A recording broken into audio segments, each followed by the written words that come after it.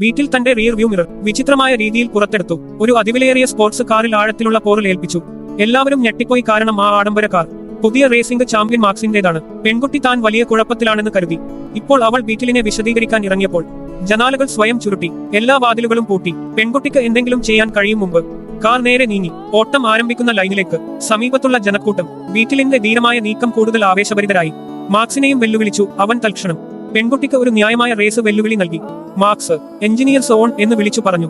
പെൺകുട്ടി പിന്തുടരാൻ ശ്രമിച്ചു, പക്ഷേ അബദ്ധത്തിൽ വിൻഷീൽഡ് വെള്ളം തെറിച്ചു. തുടർന്ന് ജഡ്ജി കൊടി വീശി. ബീറ്റിലിന്റെ എഞ്ചിൻ കൗണ്ട് ഡൗൺ അവസാനിച്ചയുടൻ അലറി. ബീറ്റിൽ സ്വയം ഗിയർ മാറ്റി, ആക്സിലറേറ്റർ ശക്തമായി അമർത്തി. പെൺകുട്ടി ഞെട്ടിപ്പോയി. അവൾക്ക് ഒന്നും ചെയ്യാൻ കഴിഞ്ഞില്ല. വീട്ടിൽ ഓരോ സെക്കൻഡിലും വേഗത്തിൽ മുന്നോട്ട് ഓട്ടി.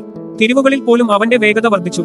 ബീറ്റിൽ വേഗത കുറച്ചില്ല. പെൺകുട്ടിക്ക് സ്റ്റിയറിംഗ് വീൽ നിയന്ത്രിക്കാൻ കഴിഞ്ഞില്ല. ബ്രേക്കുകൾ പോലും പ്രവർത്തിച്ചില്ല. ബീറ്റിൽ ഓട്ടോ പൈലറ്റ് മോഡിലാണെന്ന് തോന്നി. മാർക്സ് തന്റെ റിയർ വ്യൂ മിററിലേക്ക് നോക്കി. ആ പെൺകുട്ടി വളരെ പിന്നിലാണെന്ന് കരുതി. പക്ഷേ അയാൾ തല തിരിച്ചപ്പോൾ ബീറ്റിൽ തന്റെ അരികിലായിരുന്നു. വേഗത്തിൽ തന്റെ കാർ തിരിച്ച് ബീറ്റിലിനെ ഇടിച്ചു. അവനെ പുറത്തേക്ക് തള്ളി. അവൻ വീണ്ടും കണ്ണാടി പരിശോധിച്ചു. തന്റെ കാർ മുന്നിലാണെന്ന് കണ്ടു. എന്നാൽ ഇപ്പോൾ പെൺകുട്ടിക്ക് ഉള്ളിൽ ഒരു പുതിയ ധൈര്യം തോന്നി. ഇലക്ട്രിക് എഞ്ചിൻ പ്രകാശിച്ചപ്പോൾ ബീറ്റിലിന് പെട്ടെന്ന് കാർ പിന്നിലേക്ക് പോയി. മാർക്സ് വിജയിച്ചു എന്ന് കരുതിയപ്പോൾ ഊർജ്ജം. പെൺകുട്ടി റിവേഴ്സ് ഓട്ടത്തിലൂടെ അവനെ ഞെട്ടിച്ചു. മാർക്സ് വീണ്ടും അതേ തന്ത്രം പരീക്ഷിച്ചു. ബീറ്റിൽ വേഗത്തിൽ ബൂസ്റ്റ് ചെയ്ത് ആക്രമണം ഒഴിവാക്കി. പിന്നെ ബീറ്റിൽ 360 ഡിഗ്രി ഫ്ലിപ്പ് ചെയ്തു. പെൺകുട്ടി വീണ്ടും ഗിയർ മാറ്റി. 2 മൂർച്ചയുള്ള തിരിവുകൾക്ക് ശേഷം കാറിന്റെ പൂർണ്ണ നിയന്ത്രണം നേടി. അവൾ വീണ്ടും മാർക്സിനെ പിടികൂടി. 2 കാറുകളും ഫിനിഷ് ലൈനിനടുത്തെത്തിയപ്പോൾ പെട്ടെന്ന് നിരവധി റോഡ് ബ്ലോക്കുകൾ പ്രത്യക്ഷപ്പെട്ടു. പെൺകുട്ടി ഭയന്ന് കണ്ണുകൾ അടച്ചു. പക്ഷേ ബീറ്റിൽ സൈഡിൽ ഇടിച്ചു. ഗാർഡ് റെയിൽ നേരെ 4 ടയറുകളും വായുവിലേക്ക് ഉയർത്തി. കാർ മുഴുവൻ തെന്നിമാറി.